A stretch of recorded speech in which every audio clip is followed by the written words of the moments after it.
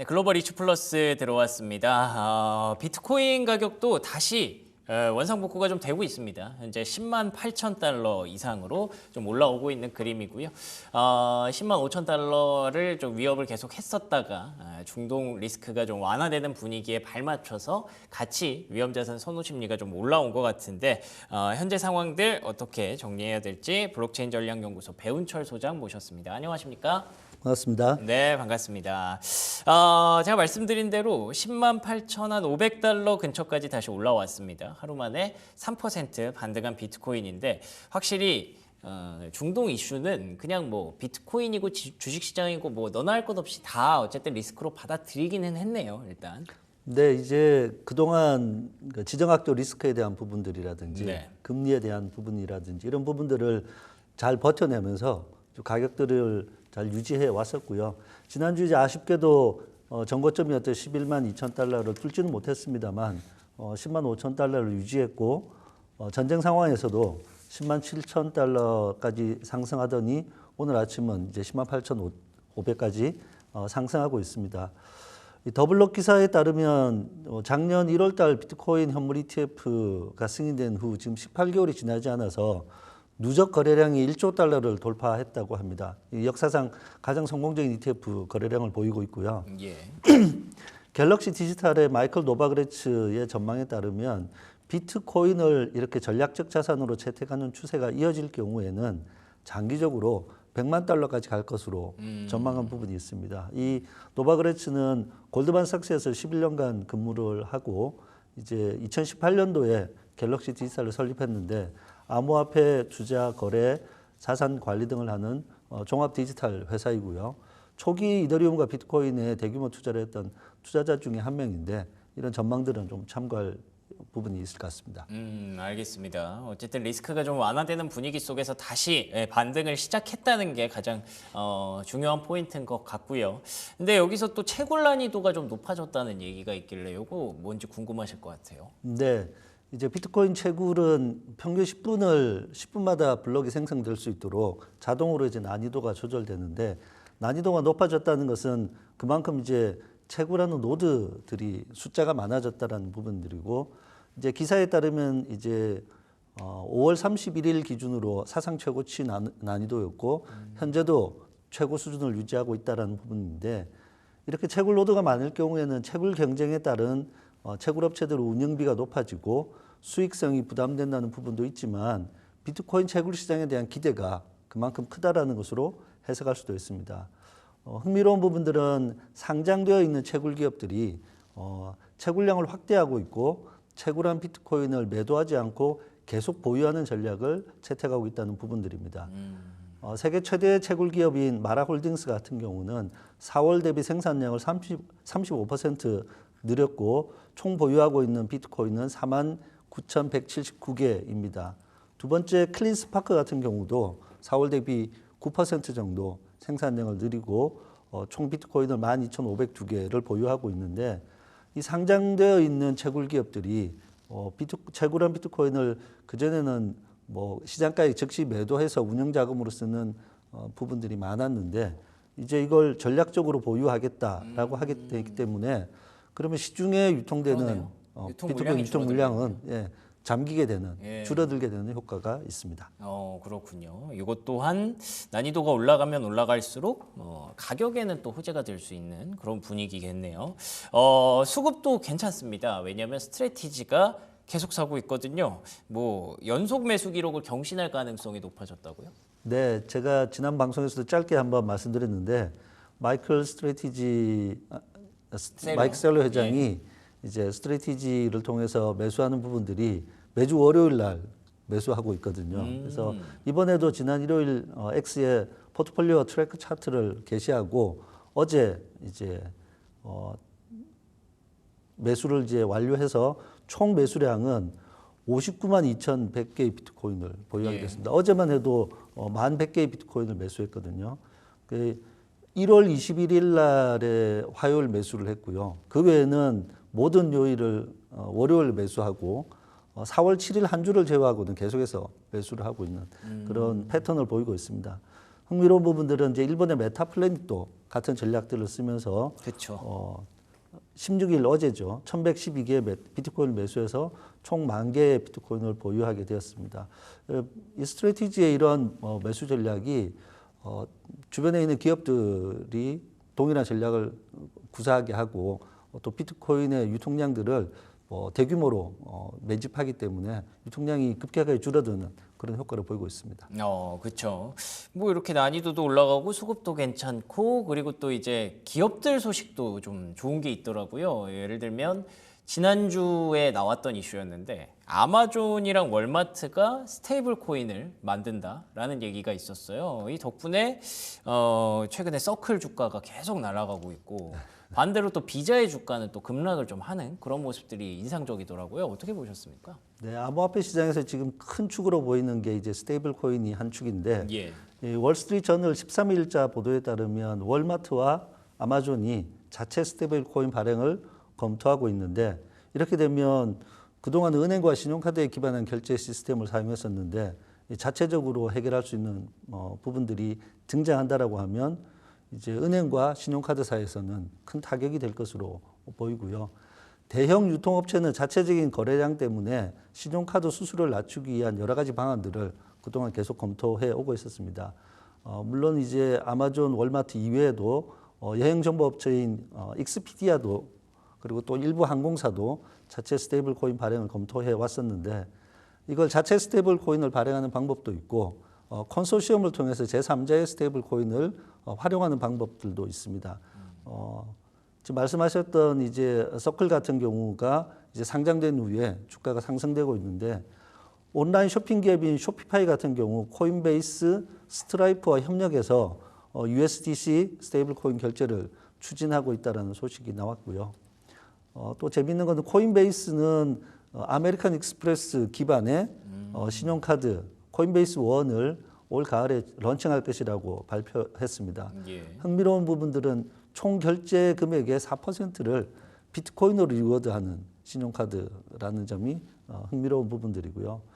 스테이블 코인 관련한 법안인 지니어스 액트가 미국 날짜로 오늘 상원 통과를 위한 투표가 있을 예정이고요. 예. 뭐 통과가 될 것으로 예상되기 때문에 이 스테이블 코인 법안까지 통과된다라고 하면 스테이블 코인에 대한 시장들은 좀 더 긍정적인 방향으로 움직일 것 같습니다. 그렇군요. 뭐 찾아보면 계속 호재만 나오고 있어요. 예, 아마존과 월마트의 이슈도 스테이블 코인 결국에는 전체적인 가상화폐 시장이 확장되는 그림이고 확실히 법안 통과가 한 차례 한 차례씩 이제 진행이 되다 보니까 뭐 우리가 예상했고 그려왔던 그런 그림들이 이제 현실이 점점 되고 있는 것 같습니다. 그래서 기업들 이제 재무 계획, 재무 전략에도 이제 그게 포함이 되고 앞으로 이제 실적에도 좀 반영이 된다고 들었거든요. 어떤 상황인가요, 지금? 이제 스트래티지와 비슷하게 기업 재무 전략에 비트코인을 배분하는 전략들을 가진 기업들이 늘어나고 있는데 예, 그렇죠. 이제 X의 이제 한 계정에 따르면 이러한 기업들의 변화들을 좀 정리한 내용들을 게시한 부분들이 이제 기사로 소개됐던 부분들입니다. 지난주에 뭐 총 이제 60개 정도의 기업이 비트코인을 기업 재무 전략 또는 자산으로 포함을 시켰는데 지난주 신규로 비트코인을 매입한 기업이 6개이고 여기에서도 총 404개의 비트코인을 재무 자산으로 축적했다라는 것입니다.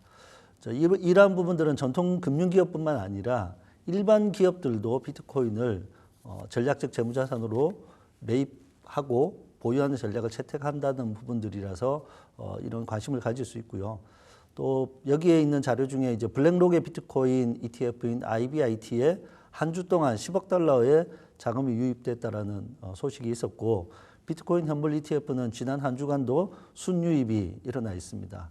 이와 관련해서는 이제 솔라나의 ETF 승인에 관련되는 소식도 좀 주목해 봐야 될 뉴스일 것 같고요. 기업들의 이런 전략들을 봤을 때 개인이나 또 다른 이제 투자하지 않았던 부분들이 비트코인 투자를 망설일 이유는 없다고 보입니다. 그렇죠. 망설일 이유가 없죠. 예. 지금 이 비트코인이 얼마나 올라왔는지에 대해서 저희가 뭐 매주 이렇게 3번씩 이렇게 편성을 해서 보여드리고 있는데 계속 잘 따라 보고 계신 분들은 뭐 언제 사느냐 뭐 타이밍이 문제지 비트코인에 대해서 거부감은 이제 완전히 좀 사라지지 않았을까라는 생각이 들어서 방금 말씀하셨던 망설일 이유가 없다라는 거에 대해서 충분히 공감을 하실 것 같습니다. 근데 약간 좀 발목을 잡을까라고 계속 걱정되는 이슈 중에 하나가 지금 채팅창에서도 트럼프 대통령이 당선되고 나서 가상화폐에서 그 일가가 사업을 계속 확장하고 있잖아요. 그래서 그걸로 돈을 엄청 벌었다는 얘기가 보도로 크게 나왔었는데 그 내용은 좀 어떻게 보세요? 네, 이번 관련된 사항들은 이제 지난 13일 미국 정부 윤리청에서 트럼프 대통령의 재무 공개 보고서를 발표했습니다.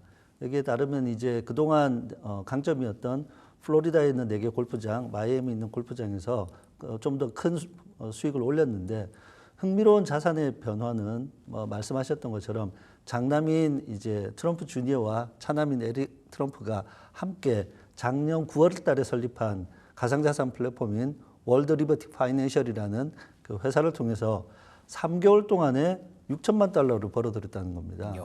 그런 부분들이고 이게 2024년도 연간 재정 자료이기 때문에 2025년도에 발행했던 오피셜 트럼프 밈 코인에 관련되는 부분들이나 월드 리버티 파이낸셜이 올해 투자해서 벌어들였던 수익에 대한 부분들은 포함되지 않았기 때문에 아마 2025년도 재정 자료가 나온다라고 하면 그동안 트럼프가 부동산 재벌로 알려졌었는데 암호화폐에 관련되는 비중이 급격하게 상승할 것으로 전망이 되고요.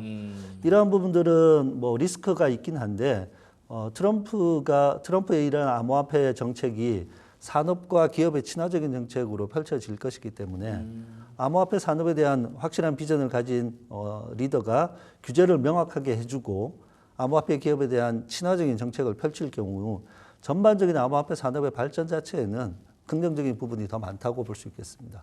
알겠습니다. 다 생각이 있겠죠. 어떻게 그 법이 허용하는 틀 안에서 아마 진행을 하지 않을까라고 생각이 들고요. 트럼프 대통령이 확실히 그건 아는 것 같아요. 뭐 여론은 등을 돌릴 수 있어도 돈은 등을 돌리지 않는다는 걸 확실하게 좀 알고 있기 때문에 이번 4년 동안 비트코인을 계속 밀지 않을까 정도로만 우리가 생각하면 좋을 것 같습니다. 그리고 최근에 알트코인 중에서 XRP 그러니까 리플의 상승세가 좀 돋보이는데요.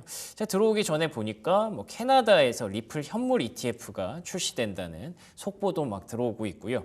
리플이 다시 한번 목표가 뭐 100달러 뭐 이런 얘기까지 나오고 있습니다. 어떤 상황인가요? 네, 이제 리플 뭐 100달러에 대한 부분들은 또 여전히 이제 뭐 희망과 전망을 담은 그렇죠. 지금 뭐 내용들인데 2달러인데 100달러까지 가려면 50배가 올라야 되니까. 네, 네.